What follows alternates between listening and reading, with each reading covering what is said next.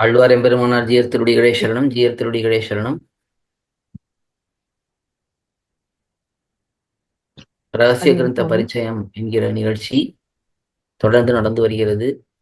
தினந்தோறும் நாம் காலக்ஷேபங்களை அனுபவித்து வருகிறோம். அதில் இருக்கக்கூடிய சந்தேகங்களை நிவர்த்தி செய்வதற்கு ஒரு வாய்ப்பாக சனிக்கிழமை தோறும் இந்த நிகழ்ச்சியை வைத்திருக்கிறோம். இப்போ ஸ்ரீவச்சன பூஷணம் காலக்ஷேபம் ஆயின்றிருக்கு. இல்லை யாருக்காவது இது வரைக்கும் நடந்த விஷயங்கள சந்தேகங்கள் இருந்தால் கேட்கலாம். அடியேன் சுவாமி. ஸ்ரீமதே ராமானுஜாய நம. அடியே. அடியேன் கோவிலுக்கெல்லாம் போறோம். கோவில் உள்ள ஆம், ம். ஆம், ஆச்சாரிய புருஷாலோ இல்ல நல்ல ஒரு வியக்தி, நல்ல பரம ஸ்ரீ வைஷ்ணவர் பார்த்தோம்னா அப்போ அடியேன் அப்படின்னு சொல்லி நம்மளோட இது தெரிவிச்சுக்கிறோம். அப்படி பண்றச்சு நம்ம கை கூப்பலாமா இல்ல கை கூப்ப கூடாதுன்னு ஏதாவது இருக்கா சுவாமி? அந்த மாதிரி பண்ணலாமா அவளுக்கு மரியாதையை தெரிவிச்சுக்கிற மாதிரி? இது கண்டிப்பாக ஸ்ரீ வைஷ்ணவர்கள் யாரை பார்த்தாலும் நம்ம கோயில்லையா இருந்தாலும் சரி, வெளியிலயா இருந்தாலும் சரி, கை கூப்புறதுங்கிறது கண்டிப்பா பண்ண வேண்டியது. அடியேன் கோயில் சுவாமி. கோவில் உள்ள சன்னதிகள்லையும் தாராளமா அதை பண்ணலாம். அடியேன். இன்னும் சொல்ல போனா இப்போ தெற்கெல்லாம் பாண்டிய நாட்டு திவ்யதேசங்கள்லாம் சுவாமிகள்லாம் பார்த்தோம்னா சன்னதிகள்லயே கூட சேவிக்கிற வழக்கம் கூட இருக்கு. இங்க தொண்டை மண்டலத்திலயோ இல்லை இந்த பிராந்தியங்கள்லாம் ரொம்ப சன்னதிகளை சேவிக்கூடாது, சன்னதிகளை சேவிக்கூடாதுன்னு சொல்லுவா. ஆமா, ஆனா இங்க எல்லாம் தெற்கெல்லாம், சேவிக்கிறது இல்ல சுவாமி. ஆமா, தெற்கெல்லாம் விழுந்து தண்டம் சமர்ப்பிக்கிறதே அங்கதான் பார்க்கப்படுறது. ஆஹ் அதே போல இங்க முக்கியமா நம்ம பார்க்க வேண்டியது, கண்டிப்பா அவரை பார்த்தா, யாரை பார்த்தாலும் பெரியவர்களை பார்த்தா கண்டிப்பா கை கூப்பணும். அது அதுவும் அவர்கள் சேவிக்கிறதுக்கு முன்னாடி நாம முந்திண்டு கை கூப்பணும். எப்பவுமே பல சமயங்கள்ல இதெல்லாம் ஆஹ் விரோதி பரிகாரங்கள் போல இருக்கக்கூடிய கிரந்தங்கள்ல காட்டப்பட்டிருக்கு. மற்றவர்கள் கை கூப்புறதுக்காக காத்துட்டு இருந்து அதுக்கப்புறம் நாம கை கூப்புறதுங்கிறதும் சரி கிடையாது. நாம முன்னாடி யாரா இருந்தாலும் பெரியவர்களா இருந்தாலும் கண்டிப்பா நாம முன்னாடி கை கூப்பணும். அதுதான் கிரமம். அடியேன் சுவாமி. தன்யோஸ்மி சுவாமி. அடியேன். அப்படியே.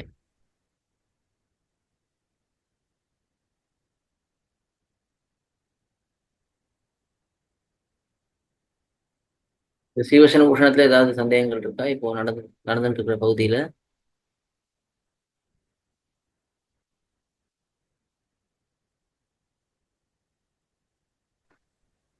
அடியேன் ம். 337 சூத்திரத்துல ம். சரணனுக்கும் சிஷ்யனுக்கும் தம்முடைய தேகத்தை ரட்சித்துக் கொள்ளும் போது ம். எப்படி எண்ண வேண்டும்? இது பிராக்டிக்கலா பண்ணக்கூடாதா, எண்ணினா போருமா? மனசுல எண்ணினா போருமா, இல்ல பிராக்டிக்கலா? அதாவது ஆச்சாரியன் தன்னுடைய தேக ரட்சணம் தன் வஸ்துவை கொண்டு பண்ண கடவன், சிஷ்யன் தான் தேவ ரட்சணம் ஆச்சாரியன் வஸ்து பண்ண கடவன். அப்படின்னாக்கா இப்ப சொல்றதெல்லாம் சில பேர் சொல்றா நீ ஆச்சாரியனுக்கு எல்லாத்தையும் கொடுத்துரு, ஆச்சாரியன் உன்னை காப்பாத்துவன்றான். அதனால ம். பிராக்டிக்கலா இது பாசிபிளா 337? ஆமா. அதாவது இப்போ சம்பிரதாய அர்த்தம்னு பார்க்கும் பொழுது முதல்ல நமக்கு அந்த பாவம் இருக்கணும். நடைமுறைப்படுத்துறதுங்கிறது ரெண்டாவது. ஆனா முதல்ல அந்த பாவமாவது இருக்கணும். நாம ஆச்சாரியனுடைய சொத்துன்னு நம்ம நினைச்சுக்கணும் முதல்ல. ஆச்சாரியன் மூலமா நம்ம பெருமாளிடத்துல சரணாதி பண்றோம். இந்த ஆஹா, அடி ஆச்சாரியன் எல்லா உபதேசங்களும் கேட்கிறோம். இந்த ஆச்சாரியன் தான் நம்ம திருத்துறார், கொஞ்சம் கொஞ்சமா மாத்துறார். அப்ப நம்ம மனசளவுல அந்த பாவமாவது இருக்கணும். நாம அவருடைய சொத்து, அந்த அந்த நாம் இருக்கும்போது நம்முடைய பொருள்களும் கூட அவருடைய சொத்து தான். இப்படி நாமே அவருடைய சொத்தா இருக்கும்போது நம்முடைய சொத்தும் அவருடைய சொத்தா தான் இருக்கணுங்கிற அந்த எண்ணம் இருக்கணும். இப்பவும் கூட பல பல அடியார்களுக்கு அந்த பேச்சுல அந்த பாவம் கண்டிப்பா அதை இப்பவும் கடைபிடிக்கிறவர்கள் பலர் இருக்கார்கள். அதனால முதல்ல அந்த பாவம் முக்கியம். அதுக்கப்புறம் நடைமுறையில நாம் பார்த்தோம்னா எப்படி இத நடைமுறையில கொண்டு வர முடியுங்கிறதையும் பார்க்கணும். அது பார்த்தா நல்லதுதான். எவ்வளவுக்கு எவ்வளவு நம்ம பூர்வாச்சாரியர்கள் சொல்றபடிக்கு நம்ம நடக்கிறோமோ அவ்வளவுக்கு எவ்வளவு நமக்கு நன்மை. அதனால இப்போ ஆச்சாரியன் தன்னுடைய தேகத்தை ரட்சணம் பண்றது தன்னுடைய சொத்தை வச்சுதான் பண்ணணும்னு சொல்றதுனால, இப்ப தன்னுடைய சொத்துன்னா இப்ப சிஷ்யனுடைய சொத்து ஆச்சாரனுடைய சொத்து, அவர் தன்னுடைய வச்சு அங்க பண்ணிக்கலாங்கிறது காட்டப்படுறது. அதே போல சிஷ்யனானவன் மனசளவிலையாவது நினைக்கணும், இது என்னுடைய சொத்து இல்லை, இது ஆச்சாரனுடைய சொத்து அப்படிங்கிற அந்த எண்ணம் இருக்கணும். அப்படி இருந்தா அவனுடைய அந்த தேக ரட்சணமும் ஆச்சாரனுடைய சொத்தை வைத்து பண்ணதை போல ஆகும். முதல்ல இந்த பாவம் முக்கியம், அதுக்கப்புறம் நடைமுறைப்படுத்துறது. அவரவர்கள் எந்தெந்த அளவுக்கு அதை பண்ண முடியுமோ அதை பண்ணலாம். அடியேன் அதே மாதிரி இப்போ நம்ம 338ல யார்கிட்டயாவது போய் ஒரு ஆச்சாரியனா இருக்கிறா கண்டிப்பா உன்னோட சொத்தெல்லாம் என்கிட்ட கொடுத்துரு அப்படின்னு கேட்க போறது இல்ல. அப்படி கேட்டா அவர் ஆச்சாரியனாவும் இருக்க மாட்டார். உண்மையான சிஷ்யனா இருக்கிறவன் தானே அந்த பாவத்தை கொண்டு இருக்கணும், எல்லாமே ஆச்சாரனுடைய சொத்தை தான் நான் எடுத்து செலவு பண்றேன் அப்படிங்கிற எண்ணம் இருக்கணும். அதுக்கு அந்த கிரந்த காலக்ஷேபங்கள்லாம் நல்லா பண்ணி நல்லா திருத்தப்பட்டார்கள்னா கண்டிப்பா அந்த பாவம் வந்துடும் தன்னிடையே. அதே மாதிரி 338ல ம் ஆச்சாரியன் சிஷ்யன் வஸ்துவை கொள்ள கடவன் அல்லன், ம் சிஷ்யன் தன் வஸ்துவை கொடுக்க கடவன் அல்லன். அப்படின்னாக்கா அவ ரெண்டு பேருடைய ஜீவன் எப்படி நடத்தும்? இதுவும் கூடாது அதுவும் கூடாதுன்னா எரிதலை திருமங்கை ஆழ்வார் சொன்ன மாதிரி எரிதலை இந்த எறும்பு போல கொள்ள இருக்குமானா இதுவும் இல்லை அதுவும் இல்லைன்றாரு. எங்க வேர் ஸ்டாண்டிங்? ம். இல்ல, ஆச்சாரியன் சிஷ்யன் வஸ்துவை கொள்ள கடவுள் இல்லைங்கிறது அதே வியாக்கியானத்திலே காட்டியிருக்காரு. சிஷ்யன் இப்ப தன்னோடதுன்னு நினைச்சிட்டான்னா சொத்தை, அதை ஆச்சாரியன் வாங்கிக்க கூடாது. ஏன்னா அது ஒரு தோஷத்தோட வருது. என்னோடதான் ஆச்சாரியன் கொடுக்குறேன்னு நினைச்சு சிஷ்யன் கொடுக்க கூடாது. சிஷ்யன் என்ன நினைக்கணும், ஆச்சாரியனுடையது ஆச்சாரியனுக்கு சமர்ப்பிக்கிறேன் அப்படிதான் நினைக்கணும். அதே போல அதான் ஆச்சாரியன் சிஷ்யனுடைய வஸ்து அப்படின்னு அவன் சிஷ்யன் நினைச்சான்னா அதை ஆச்சாரியன் வாங்கிக்க கூடாது. சிஷ்யனும் இது என்னுடையது நினைச்சு அதை கொடுக்க கூடாது. இப்போ ரெண்டு பேருக்குமே அந்த எண்ணம் தெளிவா தெரியணும். இப்போ சிஷ்யனுக்கும் ஒரு புரிதல் வந்துடுது அப்படிங்கறத ஆச்சாரியன் புரிஞ்சுக்கணும். அப்படி இருக்கக்கூடிய சிஷ்யன் கொடுத்தாதான் அதை வாங்கிக்கணுங்கிறார். வேற மனசுல அந்த மாதிரி இருக்கணும். நம்ம மனசுல அந்த எண்ணம் இருக்கணும், நம்ம சொத்தை நம்ம ஆச்சாரியன் கொடுக்குறோம்னு நினைக்கூடாது, ஆச்சாரியனுடைய சொத்து அவரிடத்தை சமர்ப்பிக்கிறோம் அப்படிங்கிற அந்த எண்ணம் இருக்கணும். நம்மளா அத மனசை பக்குவப்படுத்தி கொண்டு வரணும் பிராக்டிகலுக்கு, இல்லையா சுவாமி? அது அந்த சிஷ்யாச்சாரிய கிரமங்கிறது இப்பெல்லாம் ரொம்ப குறைஞ்சு போயிடுது. அந்த கிரமம் ஒழுங்கா நடந்ததுன்னா அப்போ இந்த மாற்றங்கள்லாம் தன்னிடையே வந்துடும். ஆச்சாரியனும் நினைக்க மாட்டார் பணம் தனம் அதெல்லாம் நினைக்க மாட்டார். சிஷ்யனும் இது என்னுடையது, நான் இதை வச்சுக்கணும், இதை நான் இப்போ கொண்டு போய் ஆச்சாரியனுக்கு என்னோடதுலேருந்து கொஞ்சம் கொடுக்குறேன் அப்படிங்கிற எண்ணம் சிஷ்யனுக்கும் தோன்றாது. ஏன்னா அந்த ஆச்சாரிய சிஷ்ய கிரமம் அது ஒழுங்கா முறையா கேட்கறது, கேட்டபடி நடக்கிறதுன்னு அந்த உறுதியான எண்ணம் இருந்ததுன்னா இதுல குறை இல்லாம சரியா நடக்கும்.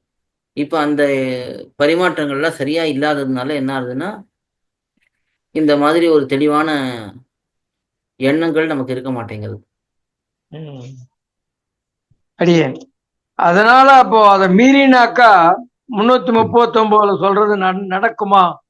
கொள்ளில் மிடியாம் கொடுக்கில் கல்லணாம். கண்டிப்பா பூர்வாச்சாரியர் சொன்னதுதான் சத்தியமான வார்த்தைகள் தானே. ஓ எல்லா விஷயங்களும் எத்தனையோ இதுல பூர்வாச்சாரியர்களுடைய ஸ்ரீசுக்திகள் எத்தனையோ இருக்கு. ஒவ்வொரு விஷயமும் சத்தியமான விஷயம்தான். அதுல அவர்கள் சொல்றபடி நாம எண்ணத்தை கொள்ளலைன்னா அதனுடைய விபரீதங்கள் விபரீதமான பலன்களை நாம தான் அனுபவிக்க வேண்டியிருக்கும். அடியேன் சுவாமி தானியோஸ்மி கரெக்டா சொன்னதில் அதாவது கொஞ்சம் கன்ஃபியூஷனா இருந்தது. இப்போ நீ சொன்னதுக்கு அப்புறம் கரெக்டா புரியுது. என்னன்னாக்கா அது அடிஷ்னல் எக்ஸ்பிளனேஷன். அதாவது மனசில் எண்ணத்தால் நாம நினைச்சிட்டோம் அந்த மாதிரி நடந்துக்கணும். எல்லாம் ஆச்சாரியன் பண்ணும்போதே நம்ம நினைச்சுக்கணும், எப்பவுமே பண்ணும்போது. அடியேன் சுவாமி தானியோஸ்மி. சுவாமி பிராட்டி புருஷகார பூதையா இருந்து இந்த ஜீவாத்மா சர்வேஸ்வரன்ட்ட ஈடுபடுத்த செய்யற அழகாலே சர்வேஸ்வரனை திருத்தும், அருளாலே சேத்தனனை திருத்தும் அப்படின்னு சொல்லியிருக்கு இல்லையா சூத்திரத்துல. இப்ப இந்த இடத்துல புருஷகார பூதையா இருக்கிற பிராட்டியோட ரோல் ஒரு ரெக்கமெண்டேஷன் பண்ற மாதிரி வருமா? இல்ல ஒரு மீடியேட்டர் அப்படின்ற மாதிரி இதுல வருமா சுவாமி? ரெண்டும் கிட்டத்தட்ட ஒண்ணுதானே. அதாவது பிராட்டிக்கு ரெண்டு பேர்கிட்டயும் சம்பந்தம் இருக்கு. ஜீவாத்மாக்கள்கிட்டயும் சம்பந்தம் இருக்கு, பரமாத்மாட்டையும் சம்பந்தம் இருக்கு. பரமாத்மாவுக்கு பத்னியா இருக்கா, ஜீவாத்மாக்களுக்கு தாயா இருக்கா. இப்ப ரெண்டு பேரிடத்துலயும் அவளுக்கு எளிதான ஒரு தொடர்பு இருக்கு. ஒரு அவர்களுடைய பரிமாற்றங்கள் பண்றதுக்கு அந்த உறவு இருக்கு. அப்படி இருக்கிறதுனால இந்த ஜீவாத்மாவையும் ஒரு உற்சாகப்படுத்தி தைரியத்தை கொடுத்து, நீ பெருமாளிடத்துல தான் போய் சேரணும், வேற யாரிடத்தையும் போக முடியாது அப்படிங்கிறத இந்த ஜீவாத்மாக்களுக்கு புரிய வச்சு ஜீவாத்மாவை இங்கே வர வைக்கிறா பெருமாளிடத்துல. பெருமாளிடத்துல இவனுக்கு உன்னை விட்டா வேற கதி கிடையாது, நீ தான் இவனை ரட்சித்து ஆகணும், நீ ரட்சித்தா தான் உன்னுடைய கிருபை போன்ற குணங்கள் எல்லாம் வாழும் அப்படின்னு சொல்லி பெருமாளையும் சமாதானப்படுத்தி இவனை ஏற்றுக்கொள்ளும்படிக்கு பிராட்டி தானே பண்றா. இப்படி பண்றதுனால அவள் ஒரு சிபாரிசு பண்ணக்கூடியவளா இருக்கா. சிபாரிசு பண்றதுதான் இந்த ஜீவாத்மா வரும்பொழுது இந்த பரமாத்மா இடத்துல சொல்றான், நீ இவனை ஏத்துக்கோ அப்படின்னு இவன் சார்பா அவன்கிட்ட சிபாரிசு பண்றா. ரெண்டு பேரையும் சேர்த்து வைப்பவளாகவும் இருக்கா. அது ரெண்டு தன்மைகளுமே இருக்கு அவளிடத்துல. சுவாமி, அடியனோட சந்தேகம் என்னன்னா, இப்ப ராவணனுக்கு வந்து பிராட்டி வந்து ஹிதோபதேசம் பண்றா இல்லையா? அவர் ஆமா. நீ திருவடி கூட இது பண்ண, நீ கை கொடுத்தாலே கூட அவர் வந்து அவரோட காருண்யம், அவரோட சௌலபிய குணத்தினால உன்னை அங்கீகரிப்பார். அதை தவிர உனக்கு வேற ஒண்ணும் வழியே இல்லை நீ ஜீவிக்கிறதுக்கு அப்படின்னு சொல்லி சொல்றா. ஆனா இந்த இடத்துல வந்து உம், பெருமாள் கிட்ட அவன் பிராட்டிக்கு அந்த இடத்துல ஒரு இதுவே இல்லை இல்ல சுவாமி. அப்போ இந்த இடத்துல சிபாரிசு மட்டும்தான் பண்ற மாதிரி வருமா?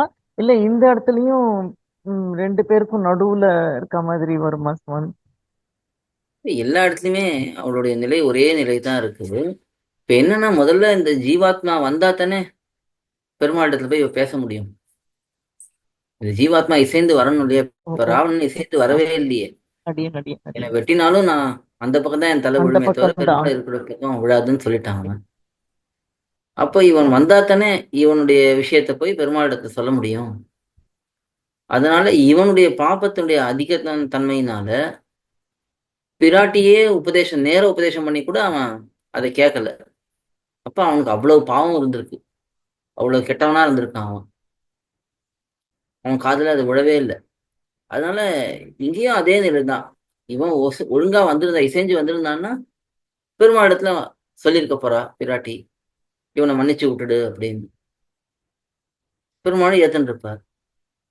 ஆனா அவனுடைய பாப்பத்தினுடைய பிராச்சுரியத்தினால அதிகமா இருந்ததுனால அவனே வரல முதல்ல. அதனால பிராட்டி அதுக்கு மேல எதுவும் பண்ண முடியல அங்க. அடியன் சுவாமி தன்யூஸ். இன்னும் ஒரே ஒரு சந்தேகம் சுவாமி. அடியன் ஆம், கேக்குறதா சுவாமி? கிளியரா கேக்குறதா? கேக்குறதா கொஞ்சம் சத்தமா பேசுங்க, அவ்வளவு சரியா கேக்குது. அடியன் சுவாமி? இப்ப கேக்குறதா அடியன்? இப்ப கேக்குறது. அடியன் உபாயம் கர்ம ஞான பக்தி யோகங்கள் வந்து உபாயமா அனுஷ்டிக்கிறது தப்பு அப்படின்றது இது வந்து ஸ்வரூப விரோதம் அப்படின்றது மட்டும்தானே சுவாமி சொல்ல முடியும்? இல்ல பல விஸ்ருதேசம் பலத்துக்கு இதுவாருதுன்றதுனா அதுவும் சொல்ல முடியுமா? பல காரணங்கள் இருக்கு. அப்படி பக்தி யோகத்துக்கும் பிரபத்திக்கும் வித்தியாசம் பார்க்கும்பொழுது, அதுல பக்தி யோகத்துல நமக்கு பல ஜென்மங்கள் கழித்து பலன் கிடைக்கும், அதுக்கு வாய்ப்பு இருக்கு. ஆனா இந்த பிரபத்திக்கு இந்த ஜென்மத்தினுடைய முடிவிலேயே பலன் கிடைக்கக்கூடிய நிலை இருக்கு. பண்ணக்கூடிய இந்த பக்தி யோகமும் கர்ம யோகமும் ஞான யோகமும் இதுல இவனுடைய முயற்சி இருக்கிறதுனால இதுல இவன் நழுவறதுக்கு வாய்ப்பு இருக்கு. ஆனா பிரபத்திங்கிறது எபெருமானுடைய கிருப்பையினால அவன் உபாயமா இருக்கிறதுனால இந்த பலம் நழுவறதுக்கு வாய்ப்பு இல்லை. இது போல பல விஷயங்கள் இருக்கு. அதுல முக்கியமான விஷயமா சொரூப விரோதத்தன்மைங்கிறது கர்மயோகம், ஞான யோகம், பக்தி யோகத்துக்கு சொல்லப்படுறது. ஏன்னா இந்த ஜீவாத்மா பரதந்திரனா இருப்பதுனால அவன் தன்னுடைய முயற்சியினால ஒரு காரியத்தை பண்ணி பகவான் அடையக்கூடாதுன்னு சொல்லப்படுறது. அது முக்கியமான காரணமா இருக்கும். ஆனா அதை தவிரையும் மற்ற காரணங்கள் இருக்கு. அடியேன் சுவாமி, தன்யோஸ்மி சுவாமி, அடியேன். அடியேன்.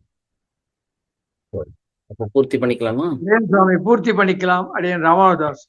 அடியேன் ராமானுதாசன். ஆழ்வார் எம்பெருமானார் ஜீயர் அடியேன் சுவாமி, திருவடிகளே தன்யோஸ்மி. திருவடிகளே சரணம்.